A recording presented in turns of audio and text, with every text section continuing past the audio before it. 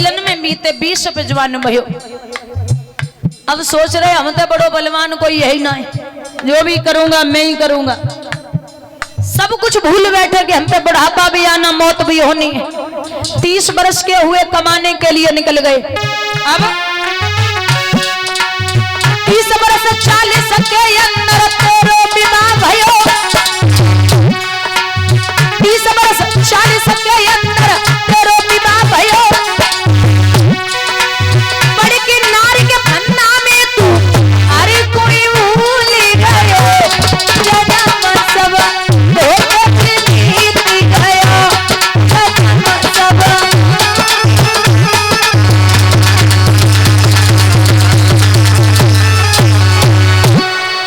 30 और 40 के बीच में शिक्षित परिवार अपने बच्चों की शादियां कर रहे हैं। शादी हो गई, पत्नी आ गई, पत्नी को तकलीफ नहीं होनी चाहिए। अब पूरी जवानी निकल गई, अब बुढ़ापे ने अपना चरण दबा लिया। एक 50 और 60 बरस पे सोचे घाट परो। 50 और 60 बरस पे सोचे घाट परो। तब नाती बेटा तेरे गारी तू करा नहीं मरो। सब धोखे बीत गया। सब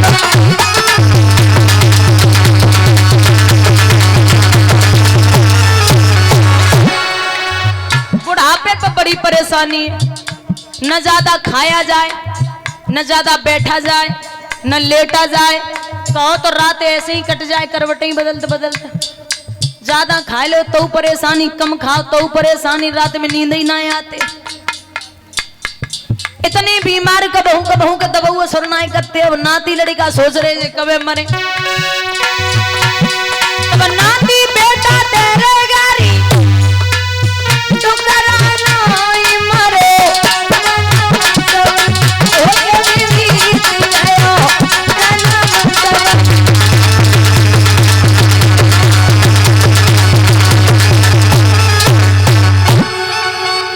ये हालत है जीव की। ध्रुव घर से निकले, चलते जा रहे हैं। रास्ते में ब्रह्मा पुत्र नारद से भेंटा हुआ। नारद ने देखा, बोले ए लड़के कहाँ जाता है? बोले भगवान का भजन करने। लगता है सुनीति का बेटा है। बोले सही समझे महाराज। इधर आ। बोले हम बोलिए क्या नाम है? ध्रुव। बाबा नारद बोले भगवान को प्राप्त करेगा। अवस्था कितनी है? बोले पूरे 5 साल का हो गया हूं। नारद बोले बोल तो ऐसे रहे जैसे 50 के हो। पूरे 5 साल का हो गया। बोले तो भजन करेगा? हाँ। एक बात बता, क्या शेर देखे? शेर? ध्रुव बोले नहीं। आगे बढ़, शेर दिखाई तो छोड़, पेट में ही जाएगा शेर के। ध्रुव मुस्कुराए कि बोले बाबा हमें डराओ नहीं, मैया ने कह के भेजा है कि शेर मिलेगा, डरना नहीं, उसमें भी भगवान होते हैं। बाबा नारद चेहरा देख के बोले कि तू पहली सिद्धि में पास हो गया। पहली सिद्धि में पास हो गया। अच्छा भोजन कितनी बार करता था घर पे? बोले बाबा जितनी बार मैया पकड़ लेती थी ना तो गोद में बिठा के उतनी बार थोड़ा थोड़ा खिला देती थी। बाबा नारद बोले बच्चा वहां भोजन नहीं रखा है, ऐसे ही बैठेगा, कुछ भी नहीं है खाने को। तो ध्रुव बोले बाबा मैया बोलती है कि जब दांत नहीं थे ना तो माँ के स्तनों में दूध आया, अब दांत आ गए तो कहीं भी रहूंगा वो भोजन की व्यवस्था कर देगा। बाबा नारद बोले तू दूसरी सिद्धि में भी पास हो गया। एक बात बता, गुरु कर लिए? गुरु इतना समझदार है वो बेटा, सीधा साष्टांग दंडवत किया, अपने सिर को बाबा नारद के चरणों पर रख दिया और बोले आप ही एक बात बताइए, जब आप जैसा तेजस्वी संत सामने खड़ा हो तो हमें कहीं गुरु ढूंढने की जरूरत नहीं है। अरे जब आप स्वयं हमारे लिए सब कुछ हैं, जब आप हमें रास्ता दिखा रहे हैं तो हमें गुरु करने की क्या जरूरत है। गु माने अंधकार, रू माने प्रकाश। गुरु बिन भवनिधि तरह न कोई, और चाहे विरंच शंकर क्षमा होई। आज के जमाने में गलन गलन में गुरुआ डोले, हमें गुरु कर ले और स्वर्ग जाओ से नरक में हमें रुपया। लोभी गुरु लालची छेला और ओए नरक में ठेलवा। महाराज गुरु वो है जो आपको सतगुरु तक पहुंचा दे। सतगुरु तक पहुंचाने की गुरु सीढ़ी है। यहां कह दिया कि जा मैं तुझसे कहता हूं, द्वादश मंत्र देता हूं, द्वादश 2 और 10 12 अक्षरों का। ओम नमो भगवते वासुदेवाय। क्या कहा? द्वादश मंत्र 2 और 10 12 अक्षरों का। ओम नमो भगवते वासुदेवाय। इस मंत्र का जाप यमुना के किनारे करना। और लाला चाहे कितने भी संकट आ जाए, मेरा आशीर्वाद तेरे साथ है, क्योंकि शरीर छोड़ के सबको जाना है। तू जहां जा रहा है वहां कठिनाइयां भी आ सकती हैं, पीछे नहीं हटना है। चाहे कोई भी आए, चाहे राजा हो चाहे भिखारी, जाना सबको उसी जगह है। तो डरने की बात क्या है? अगर भक्ति करनी है तो ढंग से करो। लिखा है भेजे हुए मंदिर चले आए हो प्रभु,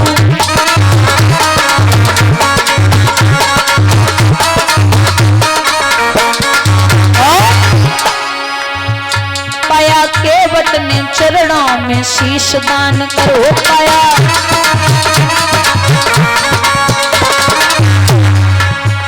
पाया केवट ने चरणों में शीश दान करो। पाया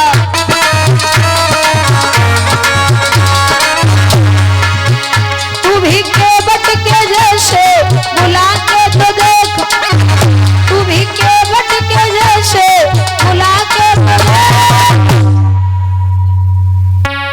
कबू खिंचे हुए बंधे हुए चले आए हो प्रभु।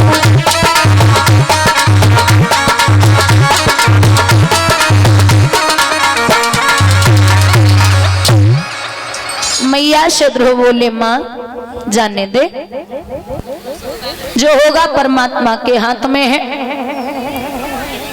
समझाती रही माँ, लेकिन ध्रुव नाय माने। जब घर से निकले हाय ध्रुव कह करके मैया आगे बढ़ी। एक बात कही है कि लाला अगर तू नहीं मान रहा है तो बेशक जा, अगर कहीं रास्ते में कोई शेर कोई जानवर मिल जाए तो डरना नहीं, क्योंकि शेर में भी भगवान होते हैं। ये सत्यता है कि माँ अपने बेटे को IAS, PCS और फौजी, पुलिस, डॉक्टर, इंजीनियर सब बना सकती है, लेकिन एक माँ अपने बेटे को कभी महात्मा नहीं होने देगी, जाने ही नहीं देगी। बोले संत नहीं होना है, नौकरी कर ले। माँ ने समझाया जा लाला, अगर तू इसी रास्ते पे जाना चाहता है तो जा। ध्रुव जैसे ही बढ़े तो मैया ने एक बार बेटा शब्द बोला, मुंह के बल जमीन पे आई, आंखों की रोशनी चली गई। बाप को, पिता को पता चला कि मेरा बेटा बन के लिए जा रहा है, तो कहा जाओ हमारे बेटे से कह देना कि वो बन के लिए न जाए। आज से उसकी माँ को बढ़िया सब्जी और भोजन मिलेगा। तो बोले वारे भगवान, अबे तो गली पार नहीं कर पाए, आपकी लीला बरसने लगी, आपकी कृपा होने लगी, नहीं लौटूंगा, आप लौट जाओ। बोले जाओ मेरे बच्चे से कह देना कि आज से उसका आधा राज्य हुआ। ध्रुव हाथ जोड़ के बोले वे तो गली पार नहीं कर पाए। आधे राज्य की बात होने लगी, जिसके नाम से लोग इतना डरते हैं तो उसके दर्शन करने में कितना आनंद आएगा। नहीं लौट रहा।